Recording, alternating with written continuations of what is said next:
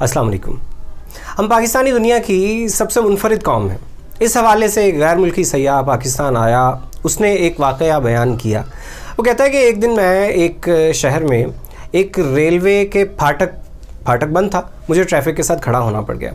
मैंने देखा कि वहाँ पे एक साइकिल सवार आया और कुछ देर के लिए रुका, लेकिन उसके बाद उसने अपने साइकिल को उठाया, कंधे पे रखा और फाटक को पार कर गया, जबकि ट्रेन बिल्कुल करीब आ चुकी थी और मसलसल हॉर्न भी बजा रही थी।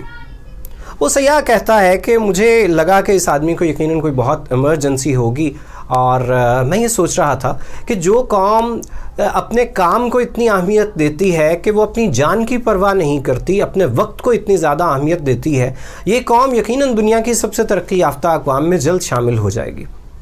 उसके बाद फाटक खुल गया और ट्रैफिक चल पड़ा। वो कहता जैसे ही मैं फाटक के पार गया तो मैंने देखा वहाँ पे एक जमघटा सा लगा हुआ है और मेरी नज़र पड़ी कि वहाँ पे एक मदारी तमाशा कर रहा है।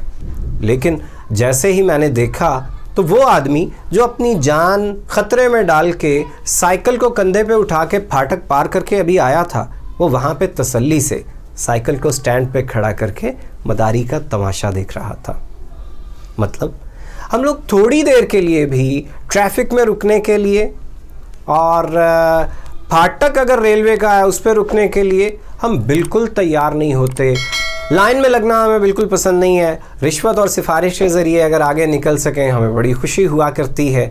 हम लोग आम तौर पे इस तरह के मंज़र देखते रहते हैं। किसी पुल के ऊपर से अचानक कोई आदमी नीचे देखना शुरू कर देता है, एक आदमी देख रहा होता है, थोड़ी देर के बाद दूसरा आता है और एक जमघटा लग जाता है। सबसे पहले वाला खुद गायब हो जाता है और बाद वाले वहाँ पे तमाशा देखते रह जाते हैं। पूछो क्या देख रहे हो, तो वो यही कहते हैं कि एक आदमी देख रहा था, पता नहीं किधर गया। मतलब हम लोग ज़रूरी काम के लिए जाते हुए गैर ज़रूरी कामों के लिए रुक जाते हैं।